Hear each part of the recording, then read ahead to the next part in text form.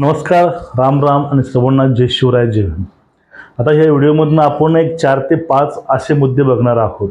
त्या मुद्द्यामधून शिवसेना कोणी संपवली, गद्दारी कोणी केली आणि राऊतांनी सगळा खेळखंडोबा कसा केला आहे आणि तो खेळखंडोबा म्हणजे हिंदू बंधू भगिनीपासून ते आता महाराष्ट्र प्रेमीपर्यंत येऊन पोहोचलेला आहे आणि याची पुढची वाटचाल कशी आहे अशा बऱ्याच काही रहस्याचे उलगडे आपण ह्या आजच्या व्हिडिओमधून करणार आहोत. बघा, ज्यावेळेस शिंदे साहेब आपले सहकारी घेऊन भाजपसोबत त्यांनी जाणं पसंत केलं, कारण कट्टर शिवसैनिकांना हे शेळीसारखं जगणं त्यावेळेसही मान्य नव्हतं आणि त्यांना हे आता हे मान्य होत नव्हतं. काही काळ सोबत राहिले फक्त नाईलाज म्हणून आणि सांगायचा प्रयत्नही केला होता यांनी, पण तो प्रयत्न असफल केला राऊतांनी असं हे बोललं जात आहे. आता गुलाबराव पाटील हे अजून पाठीमागच होते. पूर्वी शिंदे साहेब वाया सुरत मार्गे गुवाहाटीला गेले आणि ते सोबत काही आमदार घेऊन गेले होते. पण ज्यावेळेस एक सोबत 20 ते 21 आमदार घेऊन गुलाबराव पाटील हे मातोश्रीवर गेले उद्धव साहेबांना भेटण्यासाठी आणि त्या ठिकाणी ते बोलले होते की मी अजून त्यांना परत घेऊन येऊ शकतो, आपण काहीतरी बसून काहीतरी पर्याय मार्ग निवडू. पण त्यावेळेस संजय राऊतांनी हे धुडकावून लावलं. संजय राऊतांनी त्यांना हाकलून लावलं. नेमकं झालंय काय, तुम्ही हा व्हिडिओ बघून घ्या. पळालो माहित आहे, मी 33 नंबरला गेलो, 33 तिरे पे तिरी. मी स्वतः 20 आमदार घेऊन उद्धव साहेबांकडे गेलो.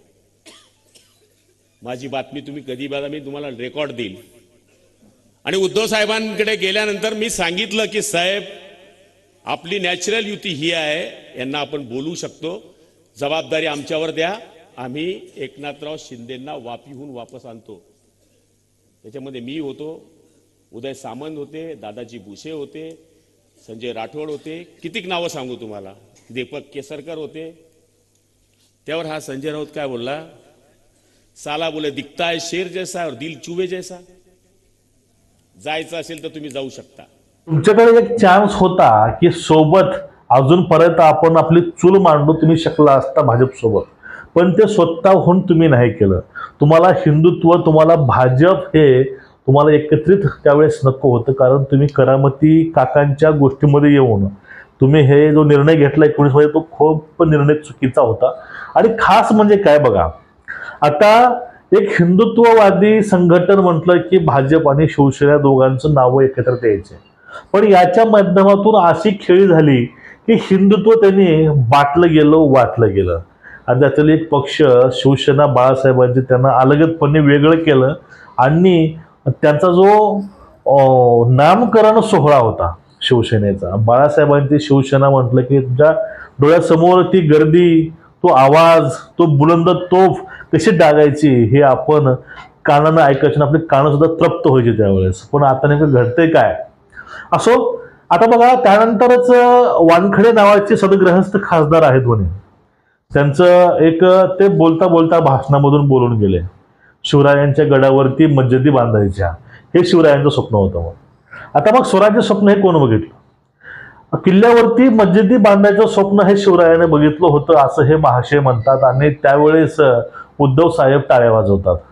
आणि नेमकं चाललंय काय, हे शिवरायांनी मस्जिदी बांधण्यासाठी स्वराज्य निर्माण केलं होतं का?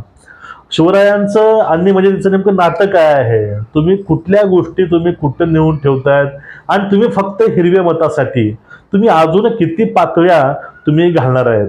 कारण बघा, काल परवा दिवशी असं झालं होतं, बाबासाहेब आंबेडकरांविषयी नाना पटोले बोलले होते की बाबासाहेबांना सांगितलंय श्रीमंतांना लुटा आणि गरिबांना वाटा.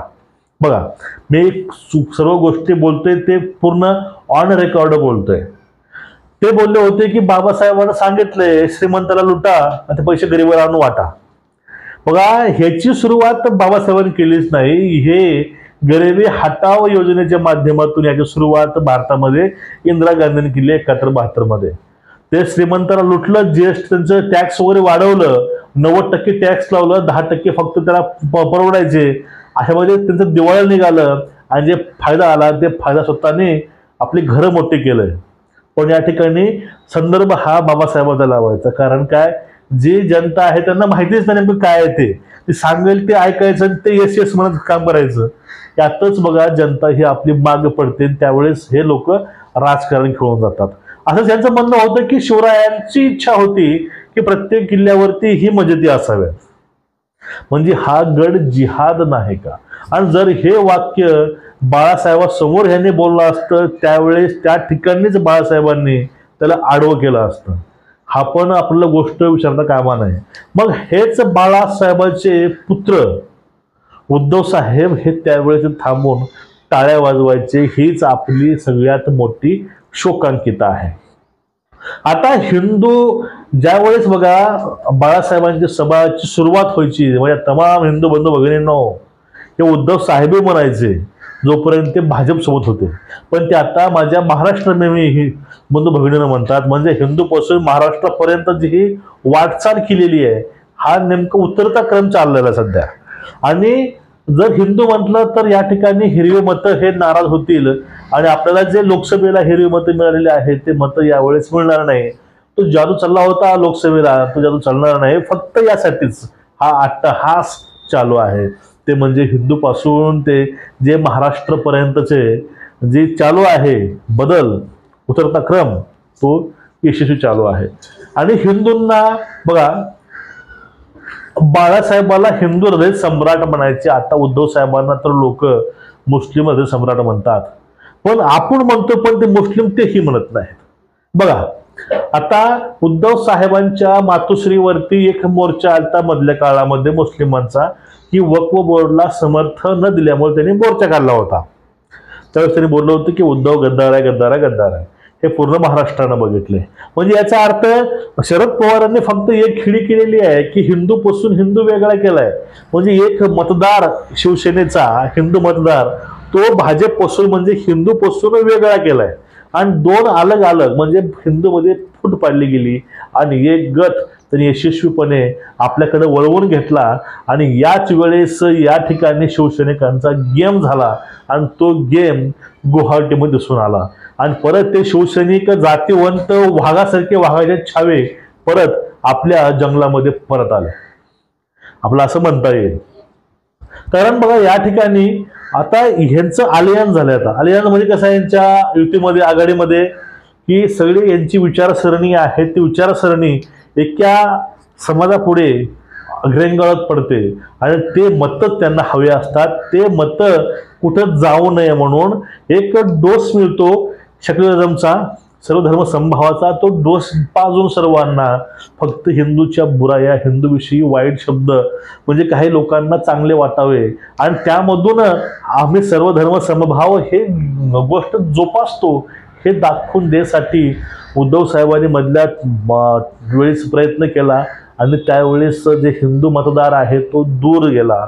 भलेही त्यासोबत मुस्लिम मतदार का आहेत, उद्धव साहेबांसोबत फक्त एका कारणामुळे मुस्लिम मतदार आहेत. ते कारण म्हणजे काय की ते भाजप विरोधी त्यांनी धोरण स्वीकारलंय. त्याने धोरण स्वीकारलेलं आहे हिंदू विरोधामध्ये. त्यामुळं फक्त मुस्लिम त्याच्या सोबत आहेत. ज्यावेळेस त्यांनी एकही चांगलं वाक्य हिंदूविषयी बोललं त्यावेळेस पूर्ण मुस्लिम मतदार हा परत दूर जाईल ठाकरेंपासून. आणि त्यावेळी ठाकरेंपाशी ना हिंदू मतदार राहील नाही मुस्लिम मतदार राहील. फक्त काही मोजके कार्यकर्ते उरतील एवढं मात्र नक्की आहे. तुमचं एकूणच मत याविषयी काय आहे नक्कीच कळवा आणि चॅनलला सबस्क्राईब करा आणि बेल आयकॉन दाबा. नमस्कार, जय हिंद, वंदे मातरम.